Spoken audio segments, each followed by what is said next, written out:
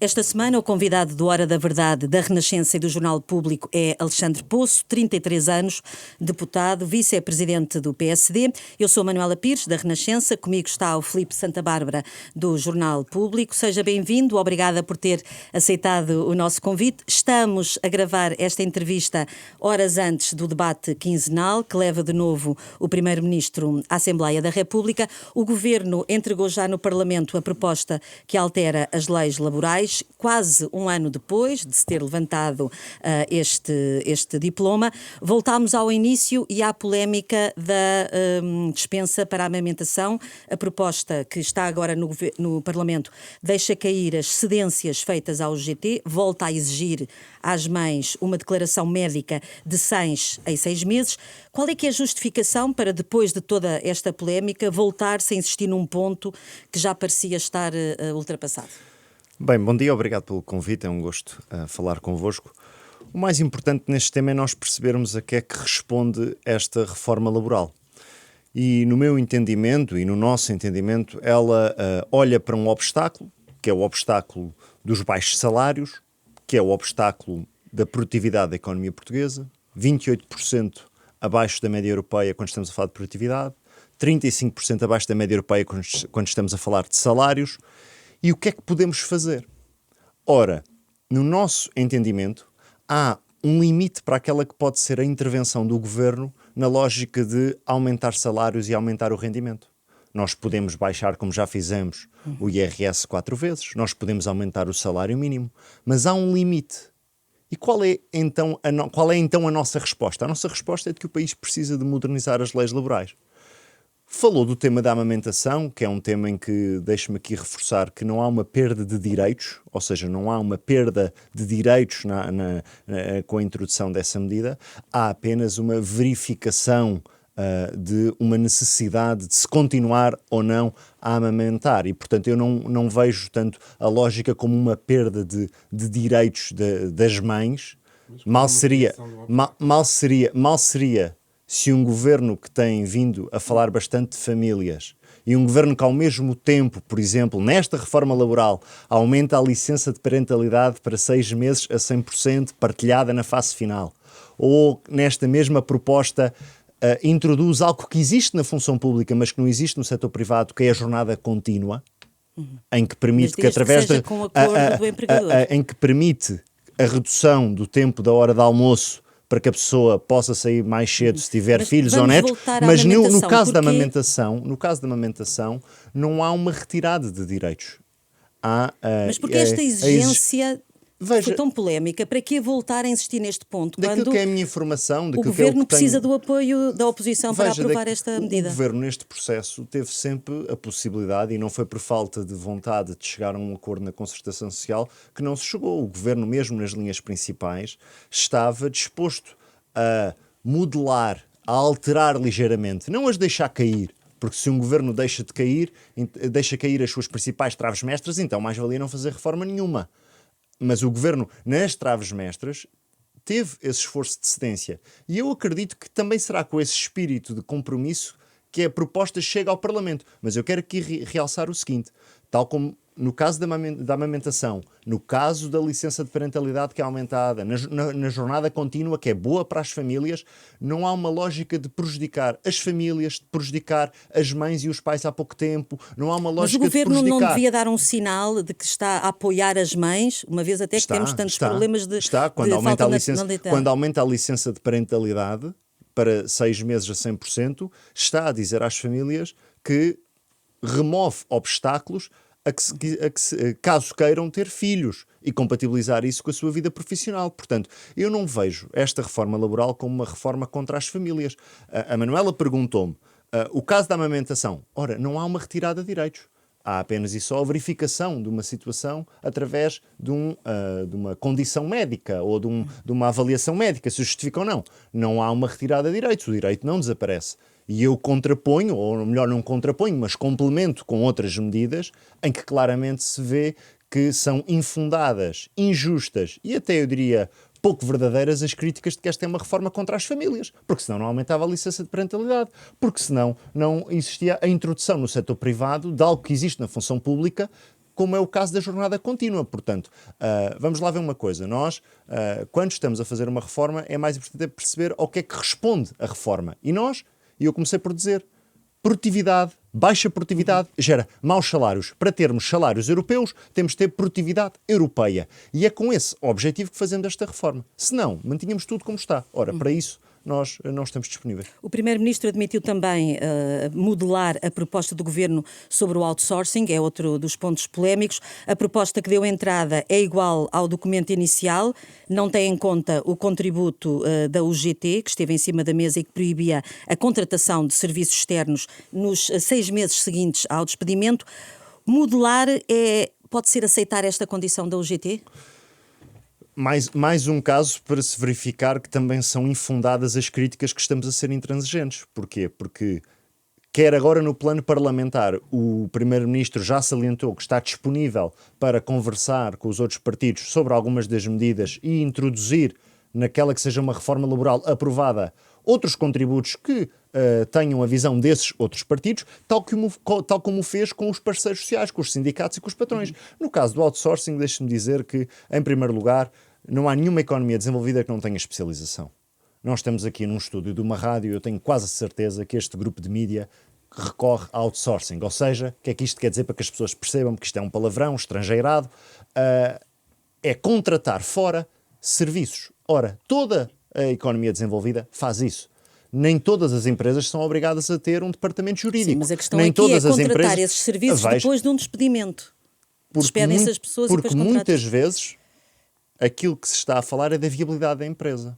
E se calhar é preferível que a empresa decida, olha, eu vou deixar de ter um departamento jurídico ou um departamento informático ou um departamento de marketing e externalizo, contrato a terceiros.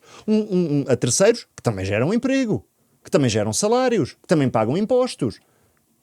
A prestação desse serviço. Portanto, há aqui muita efabulação, porque veja, mesmo aquelas pessoas que parece que são muito contra o outsourcing, dizem o outsourcing não é permitido durante 12 meses.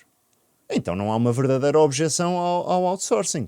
Há a procura de uma rigidificação das regras. Ora, nós temos de olhar para as empresas como corpos que ora necessitam de expandir a atividade, ora que necessitam, porque a faturação desceu, porque as vendas estão mais baixas, de retrair algumas áreas, porque precisam de apostar mais na sua área essencial. E aquilo que fizemos, por exemplo, na concertação foi um bom exemplo.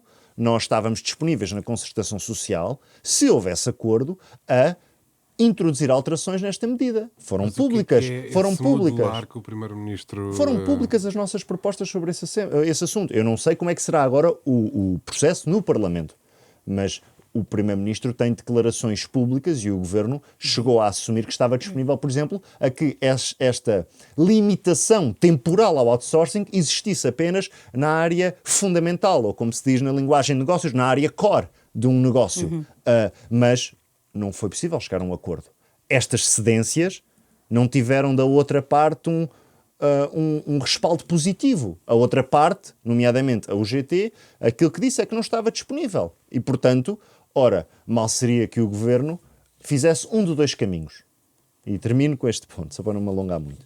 Mal seria se o Governo tivesse estado vários meses na concertação social, não conseguiu no final do dia chegar a acordo por uma intransigência brutal por parte da UGT, e o Governo fazia ou trazia a proposta que não teve acordo, mas que já era uma proposta com muitas cedências, era um pouco estranho que o Governo fizesse isso, ou por outro lado, também seria igualmente estranho se o Governo trouxesse a proposta original sem nenhuma alteração. E a proposta que chega ao Parlamento vem com 50 alterações que resultam desses meses de trabalho. E, portanto, há aqui um equilíbrio entre aquilo que se apresentou e que se melhorou trabalhando com patrões e com sindicatos, mas, naturalmente, a proposta não teve acordo. O Governo não está vinculado a um acordo na concertação social que, na prática, iria, eu quero colocar a forma, não quero dizer limitar, mas ia fazer com que, por exemplo, os partidos que suportam o Governo iam ter uma grande adesão àquilo que fosse um acordo na concertação social. Ora, isso não aconteceu e, portanto, há aqui um equilíbrio entre a concertação social deu contributos, incorporam-se na proposta original, mas faz sentido o Governo apresentar totalmente as suas propostas no Parlamento com cedências, quando essas cedências não foram motivo suficiente para justificar um acordo com os sindicatos? Não faz sentido nenhum. E, portanto, há aqui um equilíbrio que eu penso que é salutar. Agora, nesta nova fase, primeira fase, vontade de reformar, segunda fase, concertação social, não foi possível chegar a um acordo. Vamos para a terceira fase, que é uma fase muito importante. Convocamos o país para a mudança e agora confrontamos o Parlamento se o Parlamento quer essa mudança, com disponibilidade de diálogo. Os sindicatos têm acusado o governo de ataque aos trabalhadores, o Primeiro-Ministro tem refutado essa crítica, mas pergunto-lhe se não considera que a não reintegração de trabalhadores despedidos ilicitamente não é efetivamente acabar com o direito de um trabalhador. Não, porque a compensação aumenta. Veja, hoje já existe essa possibilidade de não reintegração para microempresas ou para cargos de confiança. Já existe essa possibilidade da pessoa não ser reintegrada, porque se entende, seja pela lógica da dimensão da empresa, uma empresa muito pequenina, 2 pessoas, 3 pessoas, ou por a lógica de confiança associada aos cargos de gestão e direção de uma empresa, que não faz sentido essa reintegração. Mas esses também não são trabalhos tão precários. Não, isso já existe. Aquilo que nós estamos a propor é que passe a vigorar esta regra para todos, com decisão judicial, eu vou repetir, com decisão judicial e com o aumento da compensação. Ou seja, a pessoa recebe mais. Se me pergunta, por exemplo, naquilo que é a minha perspectiva, não enquanto político, mas enquanto pessoa, eu provavelmente, se fosse despedido, não quereria voltar ao meu local de trabalho se soubesse que estava lá contra a vontade dos meus superiores hierárquicos. E qual é a compensação para os trabalhadores? Perguntam-me já de imediato. E bem, é receber uma compensação mais elevada. Mas esta é uma visão que eu tenho não enquanto político, que sou. Enquanto pessoa, quereria eu ser obrigatoriamente reintegrado numa empresa em que a hierarquia não me quer lá?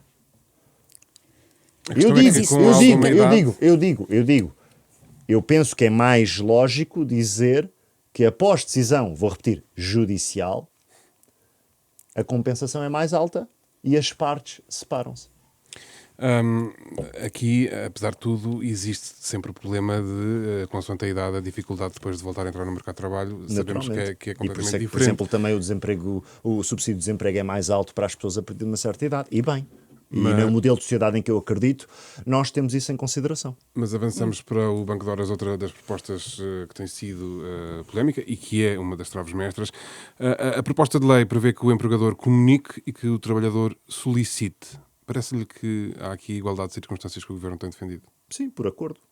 Ou seja, mas não lhe parece que a linguagem comunicar e tomar que a decisão, é tantas vezes mais facilmente explicado, o patrão, o diretor, o gestor da empresa, se quisermos agora ser mais modernos, solicita com antecedência, penso que de 3 dias. Ou se fosse por motivo de força maior, pode solicitar hoje. Este é fácil de explicar às pessoas. Nós muitas vezes temos uma certa dificuldade em explicar a política porque a queremos complexificar demasiado numa empresa. A Manuela, eu sou trabalhador da Manuela. A Manuela pede-me com antecedência: podes esta semana trabalhar mais 2 horas? E essas 2 horas que eu trabalho a mais, com um limite, tem um limite, 150 horas. Mas pode chegar aos 10 horas. E depois, estas 2 horas que eu trabalhei esta semana, porque a Manuela, vamos imaginar, está numa empresa, eu trabalho na empresa da Manuela na área do têxtil, a Manuela recebeu uma grande encomenda de um país estrangeiro, não quer perder aquele negócio, precisa de produzir mais, a organização do tempo de trabalho é fundamental e pede-me a mim, Alexandre, que sou funcionário da Manuela.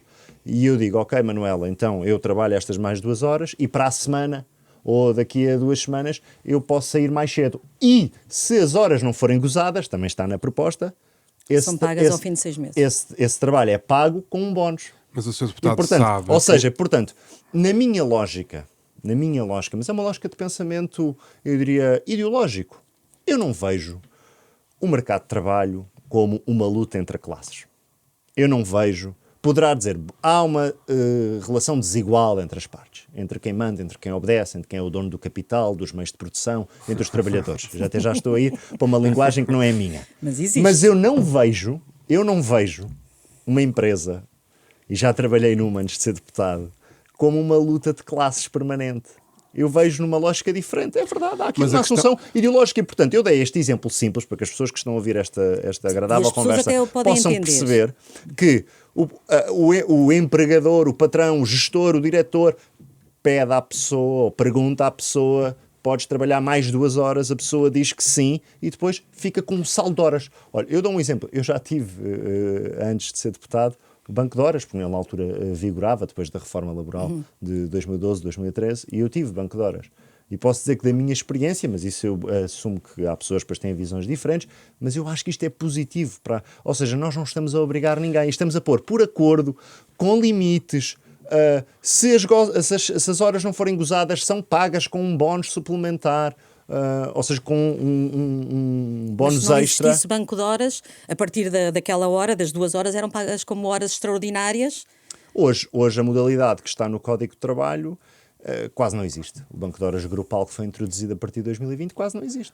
E, portanto, aquilo que nós entendemos é de que esta flexibilidade que se deve dar às empresas é positiva para as empresas. Eu dei aqui um exemplo de uma encomenda de um país externo para uma empresa nossa de têxtil, mas isto depois há N exemplos que me podiam ajudar a fundamentar a minha posição. Mas eu, enquanto trabalhador, eu não perco direitos. Eu trabalho mais umas horas num dia, numa determinada semana, e saio mais cedo, gozo as horas, noutra semana, mais para a frente. Mas isso é acrescentar ainda mais horas ao dia de trabalho, ainda por cima quando a JSD, e o Alexandre foi líder da JSD, defendeu a semana dos 4 dias. Não é uma proposta do meu tempo. Mas não me sinto vinculado, mas alguns países, não me sinto vinculado a defender essa proposta, com todo o respeito pelo Presidente da JSD que a defendeu. E até cá já foi feito um projeto piloto para estar a reduzir a semana de trabalho para os 4 dias. Acha que isso ainda é ficção? Continua a ser ficção? O Governo não está a dizer às pessoas que vão trabalhar 16 horas por dia. O Governo está a dizer às pessoas que podem, por acordo, vou repetir, por acordo entre as partes, trabalhar mais 2 horas e depois gozar essas 2 horas mais tarde. Ou então elas serem pagas com um bónus suplementar. Não se está aqui a dizer que a carga horária vai subir sem compensação.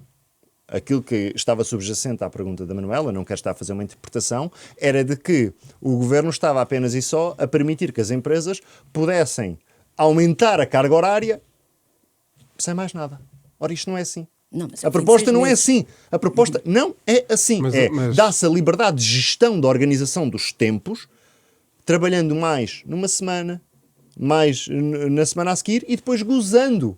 Mas depois também Ou seja, eu como não partilho de uma lógica de luta de classes, eu vejo isto como um instrumento de flexibilidade da organização do tempo, de acordo com aquelas que são as necessidades da empresa num primeiro momento e do trabalhador num segundo momento. Que fica com ou mais horas para descansar, ou mais dias de férias, ou ganha mais no pagamento dessas horas do banco de horas. Portanto, vejo como uma medida bastante simpática para ambas as partes. O que o Sr. Deputado não ignora é que as palavras contam, sobretudo quando está na letra da lei, e há efetivamente uma desigualdade entre comunicar uma decisão e que pode ser por força maior, e se nós sabemos que na força maior cabe tudo, não é? Um trabalhador que falte agora, ou seja, um diretor sabe, o Zé vai faltar ao trabalho daqui a 2 horas e comunica ao trabalhador que quer que ele fique a trabalhar mais 2 horas ao abrigo aqui do banco de horas. O trabalhador não pode comunicar ao empregador que vai gozar, porque diz na proposta solicite, ou seja, solicite parte-se do pressuposto que carece também de um outro grau de acordo. A proposta prevê o acordo entre as partes.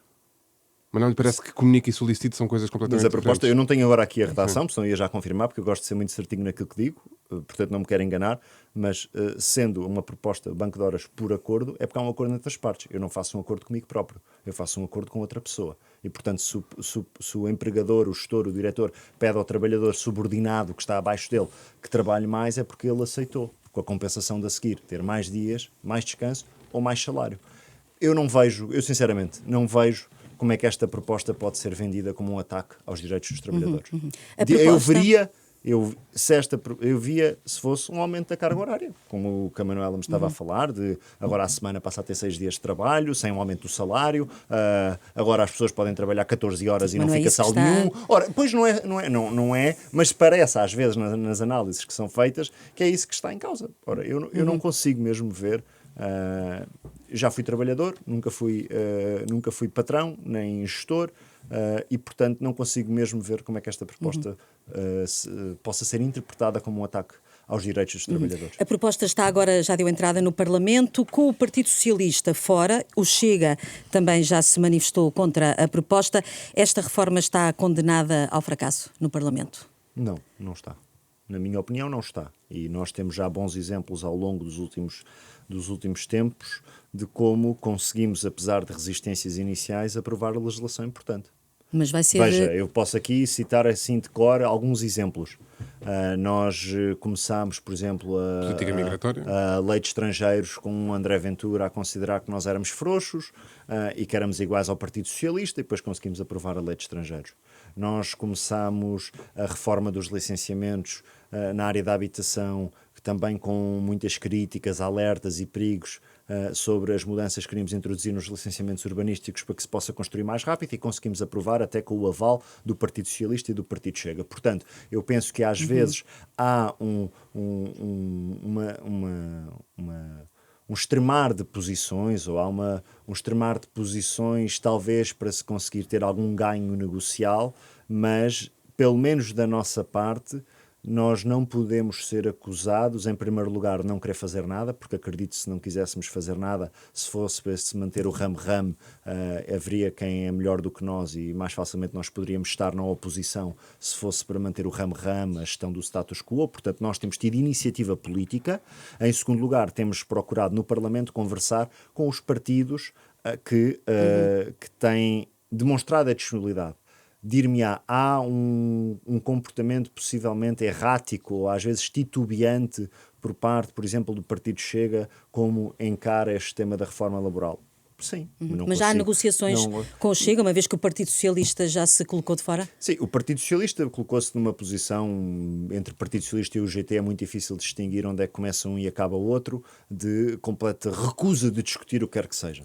Portanto, pelo Partido Socialista, nem aquelas medidas que eu posso considerar que são de flexibilização entre trabalhadores e patrões têm o seu aval, nem medidas como aumentar a licença de parentalidade, nem a jornada contínua. O Partido Socialista diz recusa. É um imobilismo que me faz muita confusão de compreender. Quanto ao Partido Chega, eu espero que depois do vendaval de posições que temos conhecido no espaço público, seja possível que se sente à mesa connosco e converse.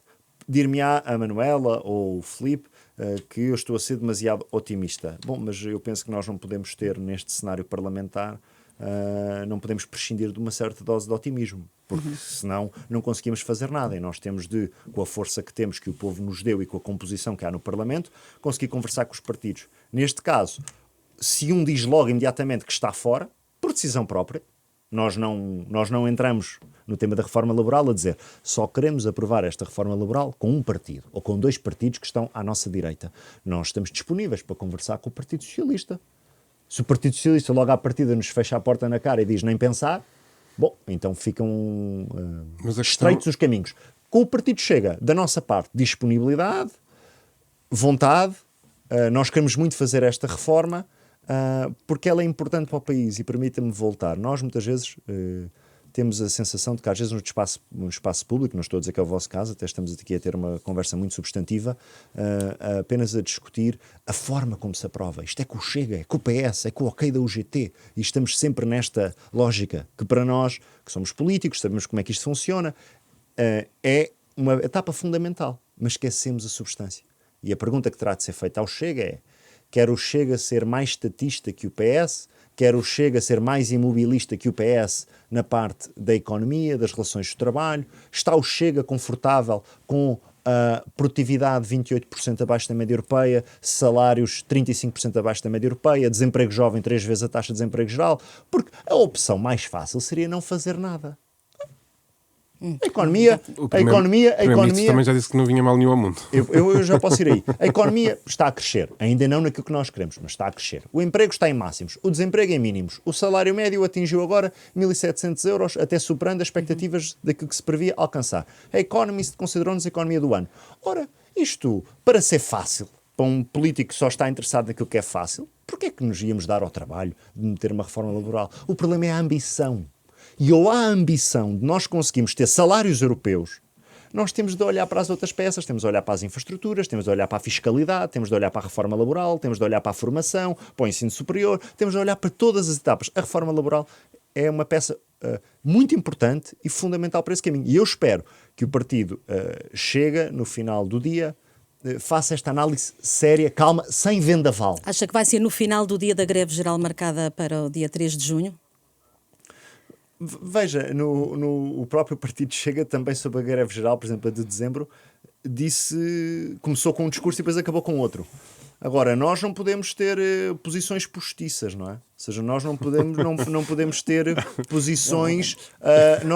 ter posições, em que queremos agradar a tudo e a todos. Aumenta-se as pensões todas, baixa-se a idade da reforma, acaba-se com as portagens, acaba-se com os impostos nos combustíveis. Bom, isto faz lembrar outros tempos. Faz lembrar, por exemplo, o engenheiro José Sócrates, que nós sabemos, por exemplo, que está muito no ideário, ou não é no ideário, mas está muito no vocabulário, a expressão certa é no vocabulário de André Ventura para crítica, mas quando eu ouço, por exemplo, num curto espaço de tempo, não há portagens a lado nenhum, aumenta-se as pensões todas, baixa-se a idade da reforma, não se paga impostos nos combustíveis. Ora, isto é vender um país que não há nenhum português sério que consiga acreditar, mesmo que as pessoas queiram mais, e mesmo que as pessoas digam, eu gostava de pagar menos impostos nos combustíveis, eu gostava de que as pensões fossem mais altas, nós também gostamos, toda a gente concorda, mas não é possível fazer isto tudo. Portanto, se me pergunta se vai ser depois da greve geral, não sei, ou seja, eu não quero contribuir para atrapalhar, não posso deixar de criticar, porque nós não devemos sacrificar tudo no altar do diálogo. E nós não podemos sacrificar as nossas convicções no altar do diálogo. Agora, eu posso, sobre o Partido Chega, dizer o seguinte: há disponibilidade para conversar com o Partido Chega sobre a reforma laboral. Esperemos que depois do vendaval de posições, até de um certo comportamento errático que tem tido nesta matéria, que tenha a maturidade de conversar connosco e perceber se quer dar ao país ou não uma nova legislação. Depois, o Parlamento assumirá a sua responsabilidade. Nós avançamos com as reformas. O Parlamento, naquelas que dependem do seu aval, do seu crivo, deve dizer sim ou não. E os eleitores irão julgar-nos a nós e irão também julgar, acredito eu, o Parlamento. Só para a resposta rápida, essas negociações conversas ocorrer antes da discussão na Generalidade? Eu não acompanho, estou, como já viram, relativamente por dentro dos temas, mas não é uma comissão em que eu faça parte, a Comissão de Trabalho, Solidariedade e Segurança Social, e, portanto, não sei ainda os moldes em que honestamente, não sei os moldes em que essa conversa vai ser tida, seja pelos meus colegas da Comissão de Trabalho, seja pelas lideranças parlamentares, seja pelas lideranças políticas, portanto, não me quero aqui estar a dizer, vai ser assim, vai ser assado, quando manifestamente não tenho a informação. Acredito que nós sabemos, também sabem, acompanham o Parlamento, que os partidos, quando querem conversar, encontram formas de conversar. Outra coisa que não acompanha tão na Comissão, mas é da liderança parlamentar, e temos uma agenda bastante cheia. Ainda existe aqui uma possibilidade em julho de agendamento por parte do Governo, existem os putestativos do PSD, ainda vai ser antes das férias que vai ser discutida na Jornalidade? Eu não tive a oportunidade de estar... estive, mas não estive em toda a conferência de líderes, na última conferência de líderes, mas sei que há esses agendamentos e, portanto, eu não tenho agora aqui presente o calendário para lhe saber dizer. É dia 25, putestativo. Se ainda há, para que as pessoas percebam, porque depois estamos aqui numa linguagem entre jornalistas parlamentares e deputados. Ou seja, eu não tenho agora aqui ciente se, pelo calendário que sobra até ao fecho do Parlamento no final de julho, se ainda há margem para que a discussão da generalidade seja apresentada. Não tenho aqui esse elemento, esse facto. À margem, falta é saber se há vontade. Se há vontade. Isso, como sabe, o poder de agendamento não cabe aos grupos parlamentares. Para que as pessoas percebam, quando um projeto é de um grupo parlamentar, por exemplo, o PSD apresenta um projeto, é o PSD que decide quando é que o agenda. O Governo apresenta um projeto, neste caso terá de ser o Ministro dos Assuntos Parlamentares, que agenda esse projeto. Ora, eu não tenho agora informação sobre quando é que o Governo irá fazer esse agendamento. Se não agendou, quer dizer que o Governo não tem urgência? Lá está, eu penso que ainda pode existir margem para agendamento, mas não tenho essa informação, portanto não quero estar aqui a dizer vai ser agora em junho ou julho, vai passar para setembro, portanto é informação que não faz sentido dar, até porque não sou eu que a tenho de dar. Quem tem de dar é o Governo, que é o Governo que tem o poder de agendamento. Passamos para uma outra reforma que também é muito importante para o Governo, a reforma do Tribunal de Contas. O diploma já foi aprovado na Generalidade com a abstenção do PS, ainda que com vários reparos. Temos a questão do visto prévio mais premente, nomeadamente com várias posições na opinião pública, inclusive do Tribunal de Contas, a falar que poderia ser viável baixar o limiar, a fasquia dos vistos prévios dos 10 para os 5 milhões de euros. O PS na mesma senda. O Ministro não tem linhas vermelhas em baixar. Já podemos assumir que essa mudança vai ser aceita? Mais uma vez, eu gosto desta conversa que nós estamos aqui a ter, porque estamos a falar sobre a iniciativa do Governo. Veja, nós falámos da reforma laboral, agora vamos à reforma do Tribunal de Contas, estamos a falar sobre a iniciativa política. Esta não é uma reforma contra o Tribunal de Contas, é uma reforma contra um Estado paralisado, é uma reforma contra um Estado que se bloqueia a si próprio, e se faz sentido ou não me colocar no nosso ordenamento e nas regras de decisão, de avanço de projetos, uma portagem burocrática que no final do dia, por exemplo, pelos dados que nós temos disponíveis, acaba com uma recusa de visto prévio em menos de 1% dos contratos. Ora, na nossa visão não faz sentido. E se nós olharmos para uma pergunta que é muitas vezes feita, vai abrir a porta à corrupção? Bom, então vamos ver os índices europeus sobre percepção de corrupção. E países como a Holanda, a Áustria, os países nórdicos, não têm visto prévio. Aquilo que têm é o quê? Fiscalização concomitante, sucessiva, auditorias, controle interno. Portanto, não têm uma portagem fixa que faz com que as entidades públicas tenham de perder tempo, às vezes não têm meios, não têm capacidade para conseguir ter o visto prévio positivo. E depois temos os dados. Ora, no PRR, o visto prévio já só funciona para 10 milhões. Já ultrapassámos essa fase. Aquilo que eu lhe perguntei é se aceitam é importante que as pessoas baixar. percebam, porque às vezes estes temas são discutidos sem nós podermos dizer às pessoas que não estamos a abrir a porta à corrupção, não estamos a afastar-nos da regra europeia, estamos a aproximar-nos. Já têm sido utilizados, estamos a tentar dar um passo à frente. Mas eu vou passo em frente sem problema nenhum. Agora, eu não posso deixar de dizer o fundamental daquilo em que consiste esta reforma. Um Estado que deixa de se bloquear a si próprio com medo de decidir. Sobre negociar no Parlamento. Mais uma vez, é o mesmo que dizemos também sobre outras matérias importantes. Neste caso, manifestamos a vontade de negociar, encontramos uma resposta positiva por parte do Partido Socialista para podermos discutir, e aquilo que é a minha expectativa, que é a expectativa do grupo parlamentar, é de que possamos, agora na fase de especialidade, seja na questão do limite, porque atenção, também agora eu preciso dar aqui um dado substantivo. O visto prévio passa a não ser necessário até 10 milhões de euros, mas todos os contratos entre 950 mil euros e 10 milhões de euros continuam a ter de ser comunicados ao Tribunal de Contas para que exista a fiscalização concomitante, sucessiva, auditorias e, portanto, que se consiga verificar, olha, como é que está a execução, se há trabalhos a mais, se há derrapagens, se há uma má gestão para a execução do projeto, mas que não faz sentido é ter um regime que só chumba, que recusa visto prévio a 1% dos contratos. E que este benchmark, este limiar dos 10 milhões, até já está em vigor para projetos da habitação, já está em vigor para o PRR e não tem ainda aí resultado de problemas. Até o próprio Tribunal de Contas só recusou dar visto prévio a um desses projetos do PRR. Portanto, no Parlamento, com o Partido Socialista, que é o partido que nesta importante matéria decidiu estar disponível para falar connosco, e há posições até destacados dirigentes do Partido Socialista, antigos ministros, por exemplo, a defender esta reforma e a considerá-la muito importante. Esperemos que seja as questões do limite, seja as questões da organização do Tribunal de Contas, o recrutamento de juízes, o Conselho Consultivo, a organização das secções, a fiscalização, a auditoria, a responsabilização, nós estamos disponíveis para conversar. Mas no limite não, nos 10 milhões. O próprio Ministro já deu resposta a isso. Ou seja, nós estamos disponíveis para conversar sobre todos os temas. Fixou-se um limite dos 10 milhões porquê? Porque ele é o que já vigorou para o PRR, para projetos na área da habitação. Agora, aquilo é que, veja o ponto desta discussão, e eu termino só com esta nota. Nós, quando temos urgência, quando queremos executar fundos europeus, quando estamos confrontados com problemas sérios, como é o problema de construção na habitação, fazemos um regime excepcional. Então, qual é a lógica de, se na urgência precisamos de um regime excepcional, porque é que não se mete a regra geral para todos? É isso que eu não consigo compreender, que existe esta resistência. Quanto à postura do Tribunal de Contas, permite-me só dizer que uma coisa é uma opinião, um parecer, uma audição parlamentar, uma opinião técnica. Outra coisa é a utilização de meios próprios, divulgação de vídeos, que já transforma o Tribunal de Contas num ator político de um processo que está em apreciação parlamentar. E isso, a mim, fez muita confusão, faz muita confusão ao PSD, porque nós não queremos silenciar opiniões.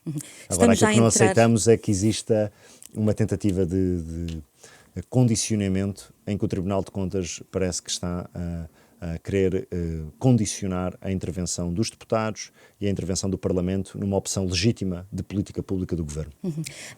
Estamos a entrar na última parte já da nossa entrevista. No próximo sábado, Luís Montenegro vai de novo a votos no PSD. Na apresentação da moção, ele voltou ao sonho da maioria absoluta, disse mesmo que estava na mira. Isso quer dizer que no PSD acredita-se mesmo que vamos ter eleições mais cedo do que o previsto? Não faço essa extrapolação imediata. Nós somos defensores da estabilidade e eu penso que ao longo dos últimos 2 anos temos contribuído para essa estabilidade. O país não mudou tudo, não resolveu tudo nos últimos 2 anos, mas mudou de direção e eu podia aqui dar um conjunto de exemplos daquilo que estou a dizer, seja em resultados concretos, seja em reformas estruturais, seja nas contas certas. Mas o Primeiro-Ministro... Mas sobre o panorama político, como é óbvio, quem lidera o PSD, e neste caso o Luís Montenegro, estranho seria, eu gosto sempre de pensar no como é que seria ao contrário, estranho seria se o presidente do PSD, atual primeiro-ministro, recandidato à função, não tivesse uma ambição que é aquela que é a matriz do PSD, que é a vocação maioritária. O PSD não nasceu para ser um partido de nicho, de causa, de interesse corporativo ou setorial. Nós temos uma ambição maioritária e, portanto, essa ambição que Luís Montenegro coloca agora, eu assinalo-a como positiva. Por outro lado, tudo faremos para que o país tenha estabilidade. Nós tivemos 8 ou 9 atos eleitorais num curto espaço de tempo. Legislativas, regionais, autárquicas, presidenciais. Agora temos aqui um horizonte sem eleições. Queremos utilizar essa estabilidade para reformar. A estabilidade, só para ter estabilidade, não serve para nada. Tempo sem ambição é calendário. E, portanto, aquilo que nós queremos é utilizar esta estabilidade para trabalhar, para garantir resultados para a economia portuguesa, para os trabalhadores, para as famílias. Mas, por exemplo, se o pacote laboral, que é uma das reformas essenciais para o Governo, não for aprovada, se o Primeiro-Ministro, que também disse, Luís Montenegro, nessa apresentação da moção, que avisou os partidos da oposição, que na campanha garantiram que iam ter estabilidade, não é? Que iam assegurar a estabilidade do Governo, se esse chumbo da lei laboral não é condição para alegar que, afinal, nós não conseguimos cumprir o programa e levar o país de novo a eleições? Se a reforma laboral for chumbada, eu penso que, em primeira análise, cabe aos portugueses avaliar, mas não necessariamente através de um ato eleitoral. Ou seja, avaliar, como se avalia quando uma lei é chumbada no Parlamento, quando se avalia quando uma lei é aprovada no Parlamento. Os portugueses não são pessoas que só ligam à política quando há eleições. E eu acho que nós que estamos no governo, ou que apoiamos o governo no meu caso, e quem está na oposição tem de saber que está em permanente escrutínio e que está debaixo do olhar dos portugueses. Eu acredito que quando existir um ato eleitoral, os portugueses olharão para aquilo que os partidos e o governo fez e olharão para aquilo que as oposições fizeram. Agora, dir-me-á, é motivo para uma dissolução? A mim parece-me uma dissolução ou uma quebra da dissolução nem depende do Parlamento, depende do Presidente da República. Portanto, apresentar uma moção de confiança, por exemplo. Ou seja, eu não quero estar aqui a especular, mas é claro que o país não morre, não fecha, não acaba sem esta reforma laboral, mas perde uma grande oportunidade. E nós não queremos que o país perca uma grande oportunidade. Porque se for para o ramo-ramo, para gerir o dia-a-dia, para manter tudo como está, então mais valia o PSD ir para a oposição. Porque para isso eu conheço bem quem na sociedade portuguesa e na política portuguesa seja muito mais competente do que nós. Portanto, não ligo o chumbo da reforma laboral a eleições antecipadas, não faço essa ligação de todo, mas acredito que os portugueses estarão atentos para aquilo que o governo tem de iniciativa e a forma como as iniciativas do governo são encaradas pelo partido da oposição. Nós não temos uma maioria absoluta, temos maioria relativa. Temos de avançar, trabalhar, ter iniciativa. Agora, no Parlamento, temos de encontrar interlocutores, nomeadamente os 2 maiores, que tenham essa disponibilidade para, pelo menos, não se opor. Pelo menos, não se opor. Agora, nós, neste jogo exigente, porque é um jogo importante, porque é a vida das pessoas, nós estamos a cumprir as nossas responsabilidades, que é executar o programa de governo. Aquilo que esperamos do Parlamento é que exista a mesma disponibilidade. Se nós, nas leis da habitação, na lei de estrangeiros, na lei da nacionalidade, nós conseguimos, seja com o Partido Socialista, seja com o Partido Chega, chegar a entendimentos, é porque nós demonstramos na prática que quando dizemos que queremos dialogar e negociar, não é um slogan vazio, porque as propostas não chegam lá, fazem um caminho no Parlamento iguais. Elas sofrem alterações. Dir-me-á, às vezes, se calhar, eu preferia que tivesse ficado a versão original, porque tenho uma visão particular, tenho uma visão subjetiva, porque sou do PSD, porque sou do partido, preferia que, se calhar, ficasse a versão original. Outras vezes, há contributos, se calhar, positivos e que se conseguem melhorar. Portanto, para terminar, acredito que, não fechando o país também não deve perder uma oportunidade de fazer uma importante reforma laboral. Mas então, eu pergunto-lhe, e até porque ainda também é a vida interna do PSD, e noto que esteve atento porque há pouco mencionou uma expressão que remete para isso. Passos Coelho tem estado a fazer críticas sistemáticas no espaço público, ainda esta semana o fez. Como é que tem ouvido as críticas do antigo líder do seu partido? Eu tenho muito respeito por Pedro Passos Coelho, cresci politicamente dentro do meu partido, com Pedro Passos Coelho como presidente do PSD, como primeiro-ministro, é uma personalidade que ouvimos, que respeitamos, que consideramos. Por exemplo, aquilo que disse ontem, eu honestamente não vejo como críticas à ação do governo. Então vê como...